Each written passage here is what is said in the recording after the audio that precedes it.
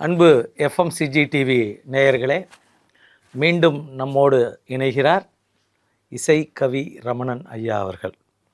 இன்று வாழ்க்கையில் துன்பம் ஏன் என்ற தலைப்பில் அவர் நம்மோடு கலந்துரையாடல் செய்வார். கலந்துரையாடல்னு சொல்லக்கூடாது, அவர் உரையாற்றுவார், நான் அப்பப்போ குறுக்கிடுவேன், அதான் உண்மை.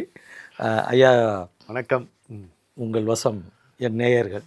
ஐயா, வாழ்க்கையில் துன்பம் இருக்கா இல்லையா அப்படிங்கிற கேள்வி இப்போ நமக்கு இல்லை. ஏன்னா இருக்குது. ஆனானப்பட்ட புத்தரே வாழ்க்கையில் துன்பம் இருக்குது அப்படின்றத சொல்லியிருக்கார். ஆமாம், சொல்லியிருக்கார், பதிவு இருக்குது. எதனால துன்பம் வருது? புத்தரே ஆசையே துன்பத்திற்கு காரணம் அப்படின்றதும் சொல்கிறார். ஆசைப்படுவதனால துன்பம் வருது. இந்த ஆசைங்கிறது எங்கிருந்து வருகிறது?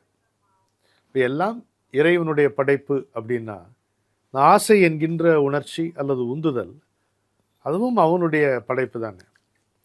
ஒரு மனுஷனை பாடாப்படுத்துகிற ஒரு அம்சத்தை அவன் எதுக்கு படைச்சிருப்பான் அப்படிங்கிற மாதிரி தோணும் நமக்கு. கொஞ்சம் ஆராய்ச்சி பார்த்தா பகவத்கீதையில் ஒரு தெளிவு கிடைக்குது. ஆசையே துன்பத்துக்கு காரணம். ஆசைக்கு எது காரணம்ங்கிறது சொல்கிறாரு கண்ணன் கீதையில் 2வது சாப்டரில் நினைக்கிறேன் சொல்கிறாரு. அதாவது புறப்பொருள் மீது அதீத கவனம் செலுத்துவது தான் ஆசையை தூண்டுகிறதுங்கிறார். Undue attention on the external object is the cause for desire. ரொம்ப தெளிவார். எக்ஸ்டர்னல் ஆப்ஜெக்ட்டுங்கிறது எப்படி நம்ம எல்லாமே எக்ஸ்டர்னல் தான். Okay, anything other than as. ஆமாம், அதர் தேன் அஸ். நம்ம பார்ப்பது எல்லாமே எக்ஸ்டர்னல் தான். பொருள் மயமானது தானே உலகம். அது உயிர்மயமானதுங்கிற உணர்வு நமக்கு வரும்பொழுது, அது ஒற்றை உயிரினுடைய கற்றை பரிமாணங்கிறது புரியும் பொழுது நமக்கு அமைதி கிடைக்குது. Undue attention on the external object. அதுதான் ஆசைக்கு ஒரு அதீத கவனம், புறப்பொருள் மீது அதீத கவனம் செலுத்துவது தான் ஆசைக்கு காரணம் அப்படிங்கிறார். என் குருநாதர்கிட்ட கேட்டேன், என்ன இது, எப்படி இது? கண்ணதாசன் பயணம் போகும் பாதையில் திராட்சை கொடியை வளர்த்தானேம்பார். ஆசைப்படக்கூடிய அத்தனை அம்சங்களையும் படைச்சிட்டு என்ன பயணமும் பண்ண வச்சுட்டு ஏன்டா அப்படி படுத்துறேன்னு. அதுக்கு என்ன சார் சொல்யூஷன்னு கேட்டேன் குருநாதர்கிட்ட. அவர் என்ன சொன்னார்? when your senses peep out, why should you pop out? when your senses peep out, why should you pop out? கண் பார்க்கறது பார்க்கட்டும், நீயே எகிரி குதிக்கிற வெளியில். இன்னொரு பெரியவர் பக்தராஜ் மகாராஜின்னு இருந்தார், இண்டோரில் இருந்தார், மத்திய பிரதேஷில். அவரை சந்திச்சிருக்கேன் நான். அவர் சொன்னது நீங்கள் அவருக்கு இதே விஷயத்து தான். இன்னும் நமக்கு பொருந்துற மாதிரி, appreciate beauty, don't get personal சொன்னார். வேல்யூபிள் வார்த்தை sir. Appreciate beauty, don't get personal. அது சொந்தம் கொண்டாட விழைகின்ற போது ஆசை அது நம்மக்கிட்ட இருந்தா அப்படி எதுக்கு? அந்த அந்த அழகு நம்மக்கிட்ட இருக்கு, அந்த அறிவு நமக்குள்ள இருக்கு, அந்த அமைதி அதுதான் நம்முடைய இயல்பு, அந்த ஆனந்தம் அதுதான் அந்த அமைதியினுடைய வெளிப்பாடு. இதுதான் உண்மை. நம்ம கடைசியில் புரிந்து கொள்ளக்கூடியது இதுதான். எல்லாருமே யாராக இருந்தாலும் சரி, இதில் ஜாதி மதம் இனம் எல்லாம் எந்த பேதமும் கிடையாது. தன்னை விசாரிக்கக்கூடிய எந்த மனிதனும் இதை தான் புரிந்து கொள்ள போகிறான். அவங்களுடைய கேள்வி எதுக்கடா கடைசியில் புரிஞ்சுக்கணும், இப்போவே புரிஞ்சுக்கேன்றாங்க. அதுக்கு அவங்களுடைய அன்பு அப்படி, அதனால் அவங்க அப்படி சொல்கிறாங்க. சரி, இதை ப்ராக்டிக்கலாக கொண்டு வருவோம். இது தத்துவ ரீதியாக போகும்பொழுது நமக்கு சரி எதை சொல்கிறாங்க கேட்குறோம்னு ஒரு மரியாதையோடு கேட்குறோமே தவிர இது நம்மால் தொட முடியுமான்ற மாதிரி இருக்கு. கண்ணதாசன் அதுக்கு ஒரு சொல்லாததே கிடையாதுங்க. மனித வாழ்வில் துயரம் யாவும் மனதினால் வந்த நோயடாங்கிறார். அப்போ துயரம் என்பது நோய் தான். அது எதனால் வருது? மனதினால் வந்த நோயடா. மனசு இங்கேயும் அங்கேயும் நம்ம அலைய விடுறதுனால வருது. மனம் நம் வசத்தில் இல்லை, நாம் மனத்தினுடைய வசத்தில் தான் இப்போ இருக்கிறோம். அதனால அது இழுப்புக்கெல்லாம் நம்ம போகிறோம், அதனால் மாட்டிக்கிறோம். எல்லா துன்பம் மனித வாழ்வில் துயரம் யாவும் மனதினால் வந்த நோயடா அப்படிங்கிறார். சரி, மனதினால் ஏன் வருது? எது துயரத்தை இங்கே இழுத்துட்டு வருது அப்படின்னா, அதுக்கு ஒரு தத்துவ ரீதியாக நம்ம பார்க்கும் பொழுது ஒரு குருட்ட ஒரு சீடன் கேட்குறான், நான் இன்பத்தை விழைகிறேன், அது தப்பான்? இல்லையேன்றார். ஆனால் அது துன்பத்தில் முடியுதே ஏன் அப்படின்னு கேட்குறாரு. அது ஆரம்பிக்கும் போதே துன்பத்தினுடைய முகம்தான், துன்பத்தினுடைய வாசல் தான் அது. நீ அங்கே தான் இன்பம் இருக்குன்னு நினச்சி நுழையிற, அது தன்னுடைய தன்மையை காட்டுது. சரிங்க, ஒத்துக்கிறேன், ஏதோ சொல்கிறீங்க, ஒத்துக்கிறேன். நான் இன்பம் விழைகிறேன், ஆனால் அது துன்பத்தில் முடிகிறது. இப்போ அந்த துன்பத்திலிருந்து நான் விடுபடணும்ட்டு முயற்சி எடுக்கிறது, அது தப்பாங்க. அது எப்படிம்பா தப்பாகும்? அதானே, அது தப்பாகாது இல்லை. அப்போ தன் துன்பத்திலிருந்து விடுபட வேண்டும் என்று நான் மேற்கொள்கின்ற முயற்சி மேலும் என்னை துன்பத்தில் கொண்டு சேர்க்குது. இதுக்கு என்ன சொல்கிறீங்க நீங்கள்?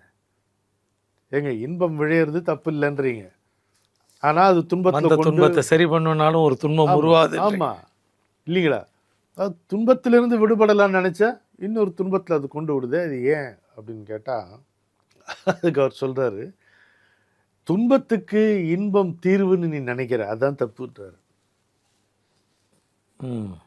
துன்பத்திற்கு இன்பம் தீர்வு நினைக்கிற, நீ நினைப்பது தவறு. தவறு. இன்பம் துன்பத்துக்கு சொல்யூஷன் நீ நினைக்கிற பாரு, அங்கதான் தப்பாது. பின்ன என்னங்க அது? அதானே சொல்யூஷன் இல்லப்பா.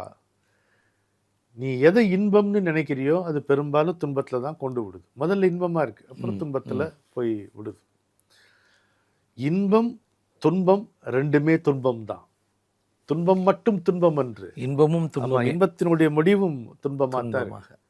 அப்போ நான் இன்பத்தை நாடாமல் துன்பத்தில் மருண்டு விடாமல் அமைதியை நாடு. அமைதிங்கிறது வரும்போது தான் இந்த இன்பம் துன்பம் ரெண்டும் ஒரு ரெஸ்ட்டுக்கு வரும். அமைதியை நாடு. ஆமா, உங்க துலாக்கோல் அங்கதான் சரியா நிற்கும். வணிகர்களுடைய துலாக்கோல் துல்லியமாக நிற்கும்.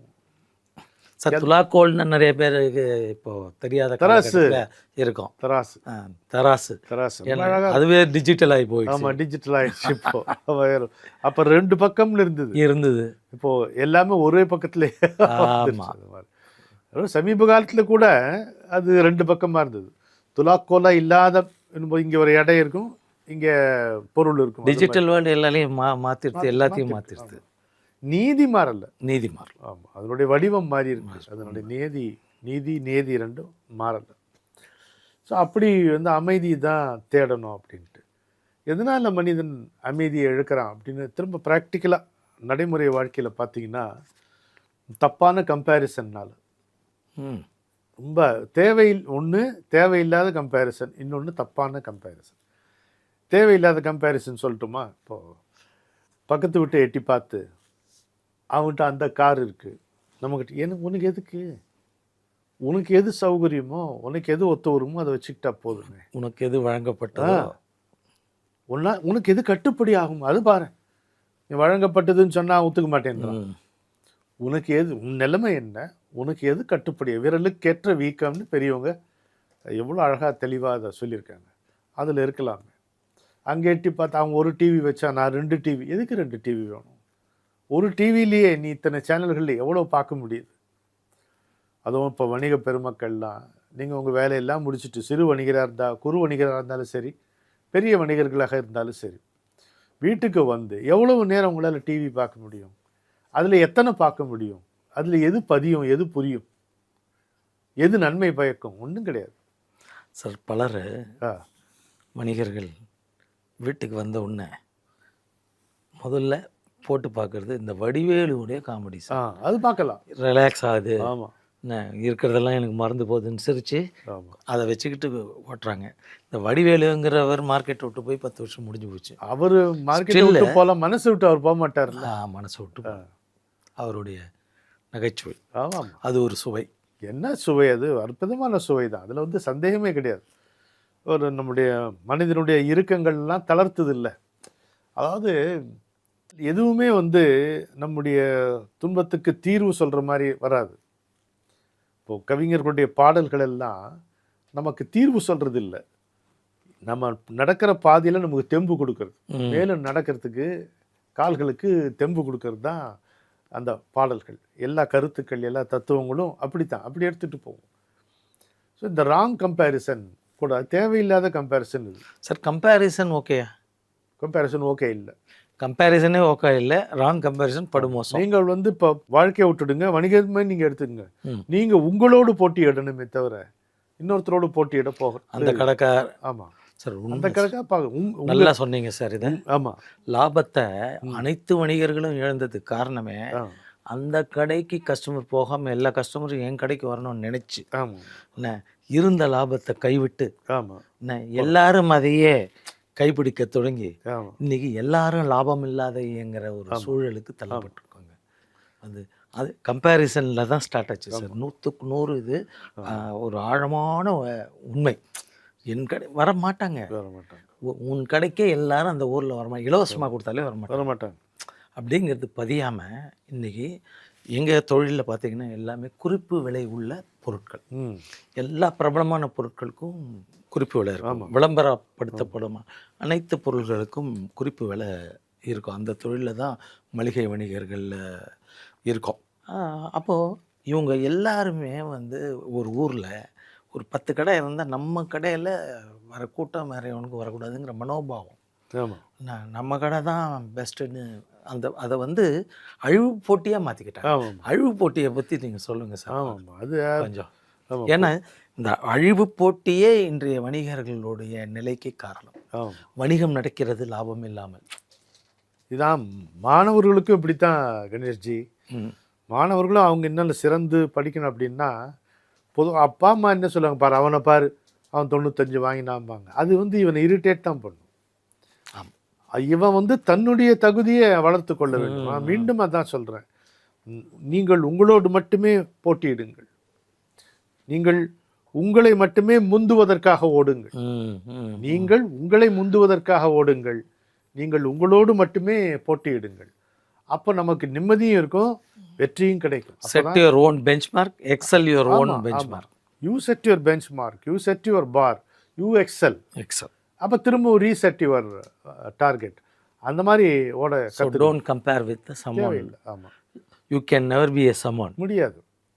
இந்த உலகத்தில் 130 மில்லியன் மக்களுக்கு ஒருவேளை சோறு தான் கிடைக்குது, தெரியுமா?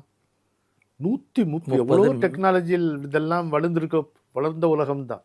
130 மில்லியன் மக்களுக்கு ஒருவேளை சோறு தான் கிடைக்கிறதுன்னு யுனெஸ்கோ தகவல் சொல்லுது. ஸோ பசி இல்லா உலகத்தை நாம் இன்னும் உருவாக்கவில்லை, பார்க்கல.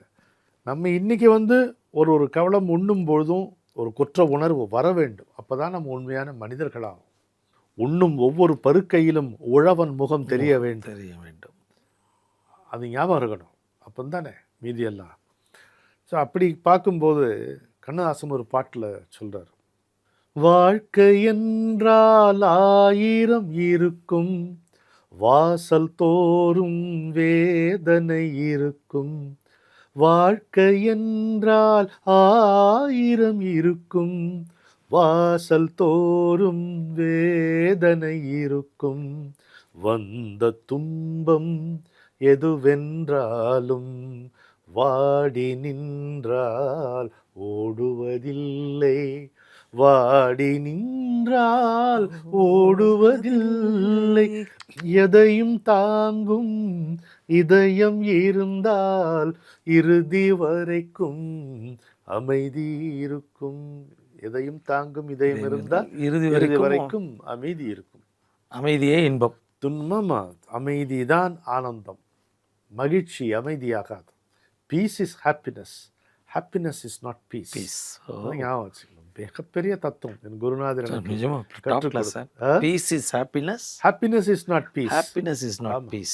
பீஸ் தான் நம்முடைய அடிப்படை இயல்பு.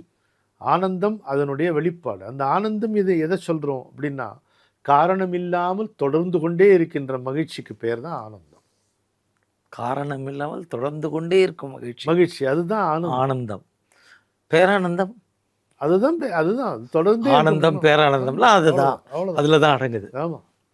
அப்ப என்ன இல்லையா, ஒரு சின்ன மனசு நமக்கு இதுதான் துன்பத்துக்கும் காரணமா இருக்கு, இதுதான் துன்பத்துக்கு காரணம், இதுவே இன்பத்துக்கும் காரணம். பகவத்கீதையில கண்ணன் சொல்றாரு, இந்த மனசு தான் பந்தத்துக்கு காரணம், இந்த மனசு தான் மோட்சத்துக்கும் காரணம்ன்றாரு. ரெண்டாவது தான், மோட்சத்துக்கும் மோசத்துக்கும் மனசு தானே காரணம், பழைய கோயில் விட்டத்தில் வௌவால் தோரணம் அப்படி நான் பாடுவேன். அது மாதிரி மறந்துடக்கூடாது. இதனுடைய சக்தி என்ன, எதுக்காக மனசை கொடுத்தான், துன்பப்பட கொடுத்தான் இல்லை, அது உள்முகமாக திருப்பி உன்னுடைய இயல்பான ஆனந்தத்தையும் அதனுடைய அடிப்படையான அமைதியும் அனுபவிப்பதற்காகத்தான் கொடுத்தான். அதனால் மனசு ஏழைங்கிறியா, அதை வந்து இந்த குடிசையை நீயே மாளிகையாக மாற்றுங்கிறார் கண்ணதாசன். ஏழை மனதை மாளிகையாக்கி இரவும் பகலும் காவியம் பாடு, நாளை பொழுதை இறைவனுக்களித்து நடக்கும் வாழ்வில் அமைதியை தேடு, நடக்கும் வாழ்வில் அமைதியை தேடு, உனக்கும் கீழே உள்ளவர் கோடி, நினைத்து பார்த்து நிம்மதி நாடு. மயக்கமா கலக்கமா மனதிலே குழப்பமா, வாழ்க்கையில் நடுக்கமா. எவ்வளோ அழகாக சொல்கிறார். ரொம்ப பிரமாதம் சார். உண்மையிலேயே நம்ம வந்து ஆண்டவன் நமக்கு கொடுத்துருக்கிறத வந்து நீ தெரிஞ்சுக்கணுனாலே, அது கிடைக்காதவங்களெல்லாம் நீ பார்க்க தொடங்கினாலே உனக்கு ஹாப்பினஸ் கண்டிப்பாக லைஃப்பில் கிடைக்கும். நான் ஓரளவு சமீப காலகட்டத்தில் அதிகமாக அதை புரிஞ்சுக்க தொடங்கிட்டு ரொம்ப ஹாப்பியாக இருக்கேன். அதுதாங்க நிறைவே வந்து இந்த எவ்வளோ கொடுத்துருக்காங்க. நீ தமிழ்நாட்டில் பிறந்ததே ஒரு பாக்கியம், இந்தியாவில் இருப்பது ஒரு பாக்கியம், இன்னைக்கு கிடைச்சிருக்கிற இந்த வாழ்க்கை ஒரு பாக்கியம். நான் 3 வேளை வந்து சாப்பாடுக்கு தட்டுப்பாடு இல்லாமல் வாழ்க்கை கிடைத்தது ஒரு பாக்கியம். படிக்கிறதுக்கு இதெல்லாம் இல்லாத எத்தனை ஊரில் கலவரமும் போரும் தாண்டவம் ஆடுது சார். அது பார்க்கும்போது நம்மளை பாதுகாப்பாக வச்சிருக்கேன் இந்த சமுதாயம். இந்த உடைய போடுறோம். ஆமாம், வந்து ஸோ அது சாய்ஸ் இருக்குல்ல, நமக்கு சாய்ஸ் மாற்றிக்கொள்ள சாய்ஸ் இருக்கு. சாப்பிட்றதுக்கு விதவிதமாக சாப்பிட்றதுக்கு உணவு இதெல்லாம் நம்ம வந்து குறைப்படுறது யோகியதே கிடையாது. தகுதியே கிடையாது. குறைப்பட தொடங்கினா அதுக்கு முடிவும் கிடையாது. ஒரு பணிவு இருக்கணும். நம்ம ஐயோ நமக்கு இருக்கே, அந்த அவங்களுக்கு இல்லையேன்ற அந்த ஒரு பரிவு இருக்கணும், பதிப்பு இருக்கணும் இல்லையா? ஆமாம் ஆமாம், நிச்சயம். என் குருநாதர் சொல்வார், நம்முடைய வாழ்க்கையினுடைய எந்த கட்டத்திலும் கடவுள் முன்பு நின்று கைகூப்பி அவனுக்கு நன்றி சொல்வதற்கு 400 காரணமாவது இருக்கும். அப்படிதான் இருக்கு, நமக்கு இருக்குமே. மனிதர்களாகவே மதிக்கப்படாத மனிதர்கள் எத்தனை பேர் இருக்காங்க, ஆயிரக்கணக்கில் இருக்காங்க. அவங்க வந்து உயிருள்ள ஜென்மங்கள்ன்ற அந்த தகுதி கூட அவங்களுக்கு கொடுக்கப்படவில்லை. அப்படி இருக்கு, நம்ம அப்படியா இருக்கோம். அதனால்தான் உனக்கும் கீழே உள்ள ஒரு கோடின்றார். அவ்வளோ கோடி கோடியாக ஜனங்கள் இருக்காங்க. ஒன்று அப்படியே வச்சிருக்கு இந்த உலகம், இந்த சமுதாயம், அந்த இறைவன் அவ்வளோ அழகாக வச்சிருக்கு. நம்பிக்கை வேணும், நம்பிக்கை, நிறைவு வேணும், திருப்தி வேணும். ஒரு மனிதனுக்கு திருப்தி வேணும். புற வாழ்க்கையில் திருப்தி தான் செல்வம், ஆனால் அக வாழ்க்கையில் திருப்தி தான் மரணம். ஆமாம், நான் அதை அச்சீவ் பண்ணிட்டேன், அந்த வந்துருச்சுன்னு வச்சுங்க, செத்தனி இந்த நான் வந்துடும், நீ இறந்து விடுகிற. ஆமாம், ஒன்றும் இல்லைங்க. அப்புறம் இந்த ஆன்மீக பாதையில் இருக்கிறவங்களுக்கு இந்த பக்கத்தில் இருக்கிறவங்க இவங்க கொஞ்சம் ஒரு விவரம் தெரிஞ்சுக்கிட்டாங்கன்னு வைங்க, இன்ஃபர்மேஷன் இந்த வேறு ஒன்றும் இல்லை, ஒரு தகவல் இவங்க தெரிஞ்சுப்பாங்க. இல்லை ஒரு யோக பயிற்சியில் கொஞ்சம் அந்த குண்டலின் இப்படி அசைஞ்சுதுன்னா தான் எல்லாம் அடைஞ்சுதான் அவன் நினச்சிக்கிறான் பாருங்கள், ஒரு திருப்தி வருது. அந்த திருப்தி மரணத்துக்கு சமானமானது. இங்கே புற வாழ்க்கையில் இருக்கிறது போதும், இருப்பது போதும் அப்படி இருக்கிறவனுக்கு அந்த நிறைவுக்கு அதுதான் பெருஞ்செல்வம். நிறைவே பெருஞ்செல்வம், அங்கே திருப்தியே சாவு. இதை நம்ம புரிஞ்சுக்கிட்டோம்னா நிம்மதியாக வாழலாம். என்ன தெரிஞ்சுக்கிட்டோம் பெருசாக? ஒன்றும் தெரிஞ்சிக்கலையே அப்படின்னு நம்ம வச்சுக்கலாம். அதனால் இந்த தப்பான கம்பேரிசன் ஒன்று, தேவையில்லாத கம்பேரிசன் ஒன்று. இதை நம்ம வந்து கம்பேரிசன், ஆமாம், நீட்லெஸ் கம்பேரிசன், அன்னெசரி கம்பேரிசன். நம்ம ஏதோ அடைஞ்சிட்டோம் அப்படின்னு நினைக்கும் போது அப்படி கொஞ்சம் நிமிர்ந்து பார்த்தா எல்லா துறைகளிலும் பழந்தின்னு கொட்ட சங்கரன் கிங்கரன்லாம் இருக்காங்க. அதில் பல பேர் புகழ் பெற்றவர்களும் இல்லை, புகழ் விரும்பினவர்களும் இல்லை. அவங்க இருக்காங்க மேலே, அவங்கள பார்த்தா போதும். தன்னை போல தலை பணியும். எனக்கு வந்து இன்னும் வேற சேர வேண்டிய செல்வம் வந்து சேரலை, புகழ் வந்து சேரலை அப்படின்னு கொஞ்சம் கீழே பார்த்தியானா எத்தனை பேர் ஒருவேளை சோறு கூட இல்லாமல் இருக்காங்க. சோற்றுக்கு ஒரு தகுதி உண்டா பசியை காட்டிலும்? கொஞ்சம் யோசிச்சு பாருங்க. சோற்றுக்கு ஒரு தகுதி உண்டா? பசித்தவனுக்கு சோறு என்பது ரிக்வேத வாக்கியம். The food is for the hungry. எவ்வளோ பெரிய பிரகடனம். வள்ளலார் பிறந்த நாளை சமீபத்தில் கொண்டாடினோம். அவர் கொலகாரனே ஆனாலும் முதல்ல அவனுக்கு சோறு போடுன்றாரு. அதுல நீ மறுப்பே சொல்ல, நோ காம்ப்ரமைஸ். நீ நோ காம்ப்ரமைஸ். அதுக்கப்புறம் சட்டம் நியாயம் அதெல்லாம் அப்புறம் வச்சுக்கோ, அந்த வழக்கெல்லாம் வச்சுக்கோ. பசித்தவனுக்கு சோறு என்பது பச்சை வேதம். அதுதான் ரிக்வேதத்தினுடைய கொள்கையா சொல்லுது. அதுதான் வள்ளலாரும் நம்ம எடுத்து காட்டுறாரு. முதல்ல சோத்தை போட்டுரு, நீ அதுக்கப்புறம் நீதி நியாயம்லாம் பேசி. பட்டினியை தண்டனையாக்காது. ஆமாம் ஆமாம், பட்டினியை தண்டனையாக்காது. ஆமாம், ஆக்காது.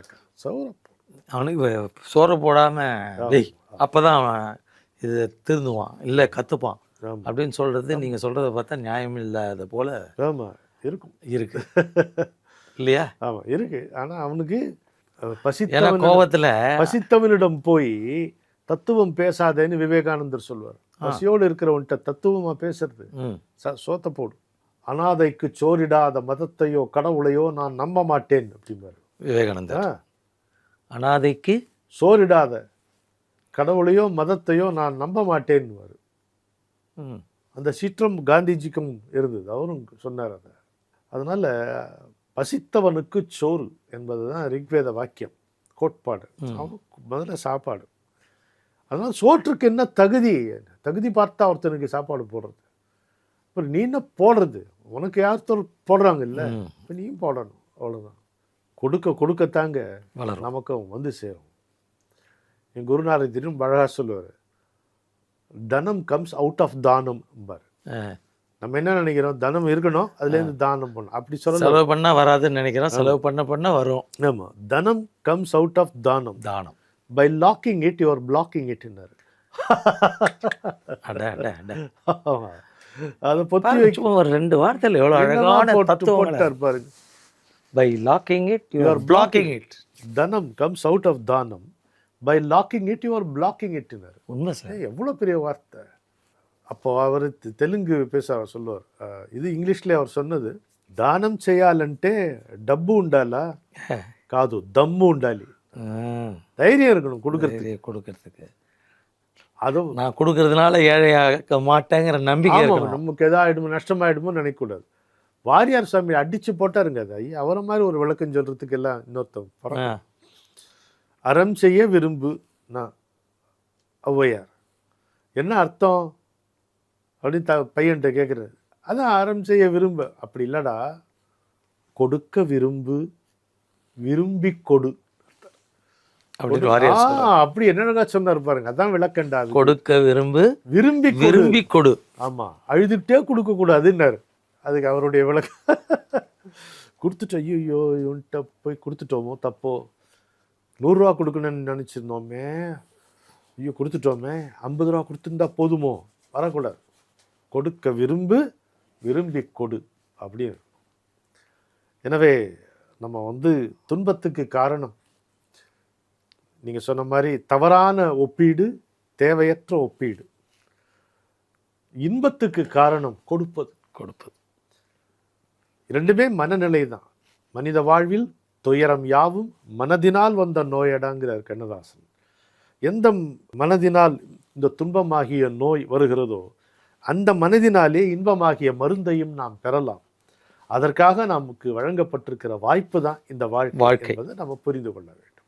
அவ்வளவுதான். ஐயா, சிறப்பாக கருத்துக்களை பதிவு பண்ணீங்க. அதை விட எங்கள் நேயர்கள், ஏற்கனவே உங்களுக்கு அறிமுகம் இல்லாத பல நேயர்கள், நீங்கள் அவங்களுக்கு அறிமுகம் இல்லாமல் பல நேயர்கள் உங்களுடைய அருமையான குரல் வளத்தையும் இன்று கேட்கக்கூடிய செவிக்கு இன்பத்தை நீங்கள் வழங்கியிருக்கீங்க. மீண்டும் ஒரு நிகழ்ச்சியில் நாம் சந்திப்போம். எங்கள் இதே சந்தோஷத்தை நீங்கள் ஒவ்வொரு முறையும் வழங்க எல்லாம் வல்ல இறைவனை எல்லாம் வேண்டிக் கொள்கிறேன் சார். வணக்கம். நன்றி.